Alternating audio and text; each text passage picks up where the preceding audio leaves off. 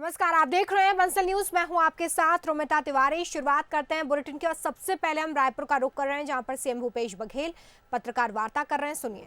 तो कैसे ये सारी प्रक्रिया में कैसे पूरा होगा, एक चुनौतीपूर्ण रहेगा ऐसा लगता है। चुनौतीपूर्ण तो है, लेकिन एक क्रांतिकारी कदम है जो छत्तीसगढ़ सरकार ने लिया है और इसका परिणाम दूरगामी इसका होगा। ये ऐसे लोग जिसके पास जमीन भी नहीं है, लेकिन यदि दो तीन यदि मवेशी उसके घर में हैं तो उनको रोजगार का बड़ा साधन होगा।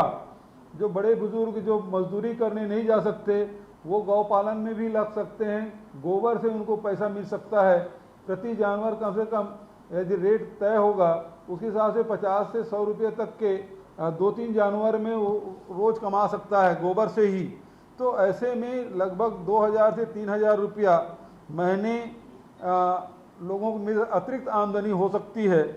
तो ये इसे आर्थिक बनाया गया है और पूरा सिस्टम इसका होगा कि किस प्रकार से घर से लेके गौठान तक के और गौठान से वर्मी कंपोस्ट बनाया जाएगा, उसके पैकेजिंग किस प्रकार से की जाएगी और समितियों के माध्यम से पहुंचेगा। समिति के माध्यम से किसान हैं, वन विभाग है, हार्टिकल्चर है, उन विभागों तक पहुंचेगा। तो एक उसकी चैन बनाने के लिए और उसको उसमें आर्थिक पहलुओं को ध्यान में देने के लिए मुख्य सचिव की अध्यक्षता में कमेटी बनाई गई है जो 8 दिन के अंदर में रिपोर्ट सौंप देगी और अगले कैबिनेट में इसको अप्रूवल किया जाएगा।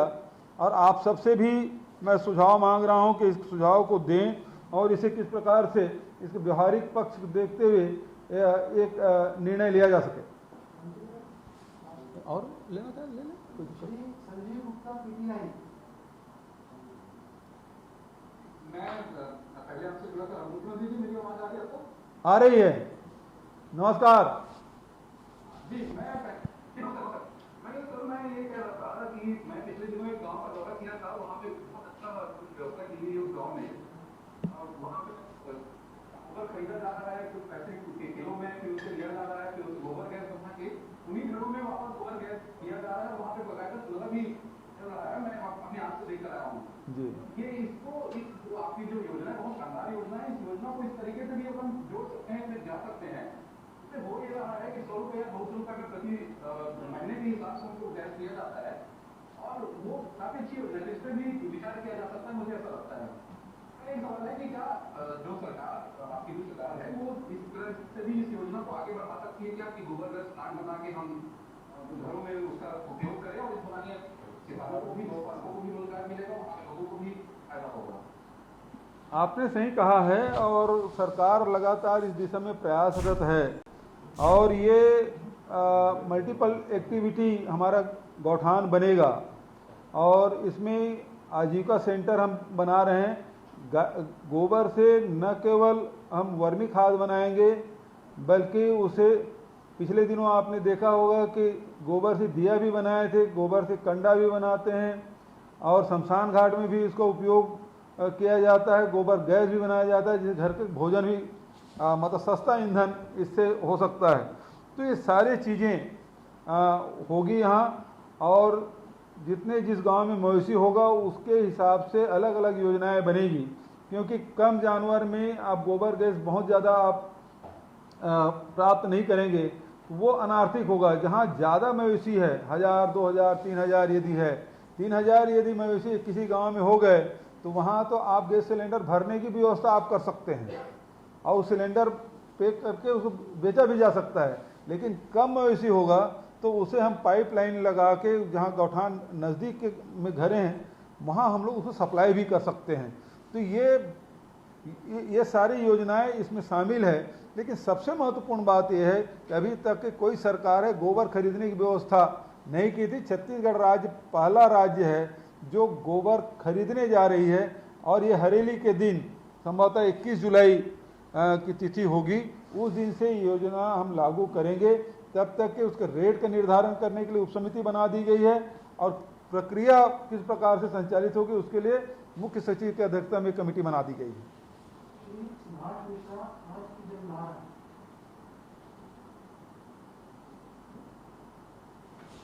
एक सवाल ये है कि गौशालाओं को आत्मनिर्भर, हम पिछले दिनों हमारे राज्य में गौशालाओं को लेकर बहुत ही नेगेटिव खबरें थी, साल 2 साल पहले।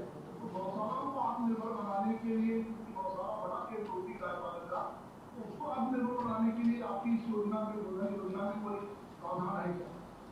देखिए, सीधी बात ये है कि पूरे देश में बहुत सारे जो सामाजिक संगठन हैं जो बहुत ही समर्पित भाव से गौशाला संचालित करते हैं, मैं उनकी प्रशंसा करता हूं। लेकिन बहुत सारे ऐसे, जब शासकीय धन उसमें मिलना शुरू हुआ, ग्रांट मिलना शुरू हुआ, तो बहुत सारे लोग पैसे कमाने के चक्कर में गौशाला खोल लिए, और हुआ ये कि उसमें काफ़ी भ्रष्टाचार भी हुआ और जो मवेशी है वो कमज़ोर होते गए। हमारे छत्तीसगढ़ में भी बहुत सारे गौशाला ऐसे हुए जिसमें सैकड़ों की तादाद में मवेशी मरे, भ्रष्टाचार भी उजागर हुआ, कुछ लोग जेल भी गए। तो ये देखने में आया है। लेकिन फिर उसके बाद भी खुले में मवेशी शहरों में भी आप देख सकते हैं और गांव में भी देख सकते हैं। फसलों को भी नुकसान हो रहा है, रोड एक्सीडेंट भी हो रहा है।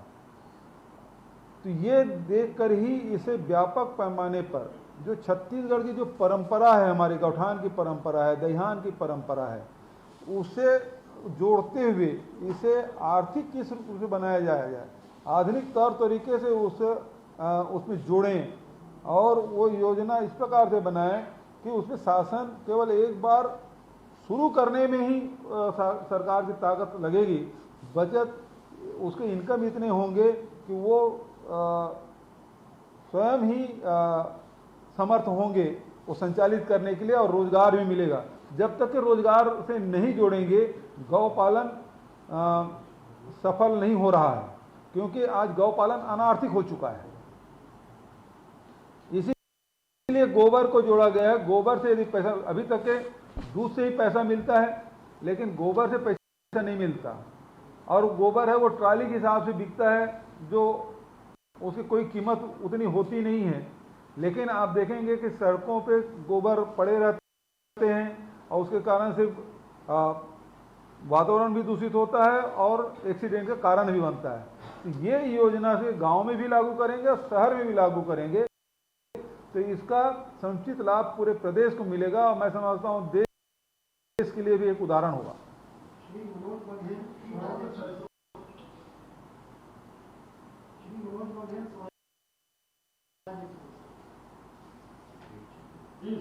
इसमें ये समझना चाह रहा था कि इसमें क्या लगता है, बहुत बड़ा मैकेनिज्म लगेगा इस पूरी, यदि इस व्यवस्था को पूरे 20,000 गाँव में पहुंचाने के लिए जिस तरह से आपने बताई योजना है, और शुरुआत में 2200 जहाँ पर गौठान बनाए हैं आपने, वहाँ पे इसको शुरू कर रहे हैं, तो क्या लगता है पूरे 20,000 गाँव तक इस योजना को पहुंचाने में एक बड़े मैकेनिज्म की जरूरत पड़ेगी? बिल्कुल सही प्रश्न है आपका। पिछले साल अब जब शुरुआत किए थे, तो आज हम 2200 गौठान बना चुके हैं, और इस साल 2800 जो गौठान हैं वो निर्माणाधीन हैं।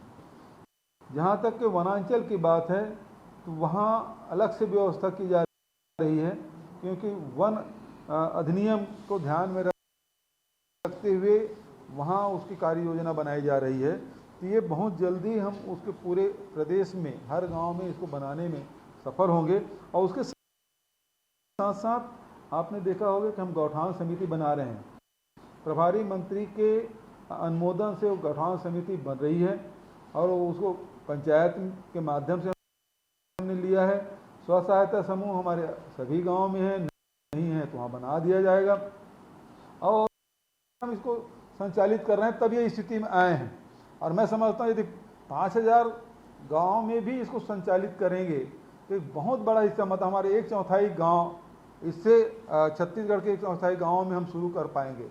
उसी प्रकार से शहर में भी हम इसको लागू करेंगे, ताकि यहाँ भी जो आवारा पशु घूमते हुए दिखाई देते हैं, या जो निजी पशुपालक रखे हैं वो खुले में छोड़ देते हैं, लेकिन जब गोबर से पैसा मिलना शुरू होगा तो फिर वो बैठा के ही, घर में बिठा के ही उसको चारा देंगे, क्योंकि गोबर से पैसा मिलने लगेगा, तो क्यों खुले में छोड़ेगा वो।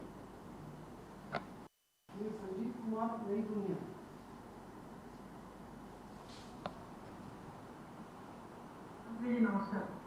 नमस्कार। योजना बहुत अच्छी है और मैं शहरों की एक बड़ी समस्या गांव में तो है ही, शहरों की एक दूसरी भी समस्या है जो स्वान है। क्या सरकार मवेशियों के बाद स्वान को लेकर भी कुछ विचार करेगी?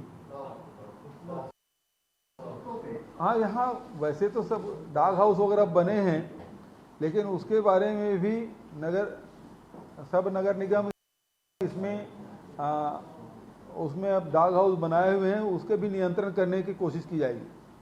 श्री गौरव शर्मा IAS। मुख्यमंत्री जी नमस्कार, मेरी जिज्ञासा शहरी क्षेत्रों में इस योजना के संचालन को लेकर थी। जैसे कि आपने कहा कि शहरों में आवारा मवेशियों की समस्या होती है, सरकार ऐसा क्या प्रयास करने जा रही है कि आवारा मवेशियों की समस्या भी खत्म हो जाए और ये जो योजना है उसके ऊपर जो आप कलेक्ट करना चाहते हैं उसके लिए गोबर भी मिल जाए, बेहतर ढंग से इसका संचालन किया जा सके। गौरव जी, आपको मैं बताना चाहूँगा, जब गोबर से पैसा मिलने लगेगा तो मैं नहीं समझता कि छत्तीसगढ़ में एक भी पशु आवारा होगा, वो सबके मालिक मिल जाएंगे।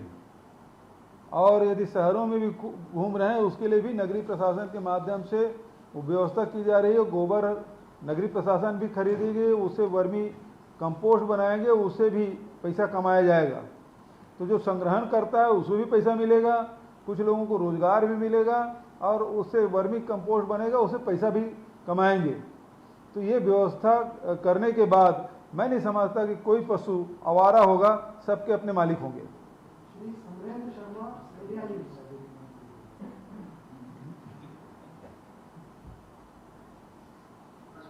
नमस्कार। मुख्यमंत्री जी 2018-19 में गोबर धन योजना की शुरू की गई थी केंद्र सरकार से, तो उस से ये कितना डिफरेंट है? और इसी से जुड़ा सवाल ये था कि क्या ऑनलाइन ट्रेडिंग प्लेटफॉर्म इसके लिए कुछ प्लान है विकसित करने की? अभी तो इसकी शुरुआत हमने की है। गोवर्धन योजना केंद्र सरकार की है, लेकिन उसका लाभ अभी नहीं मिल पाया। ये बिल्कुल अलग योजना है, क्योंकि गांव-गांव में और प्रत्येक व्यक्ति से इससे जोड़ा जा रहा है।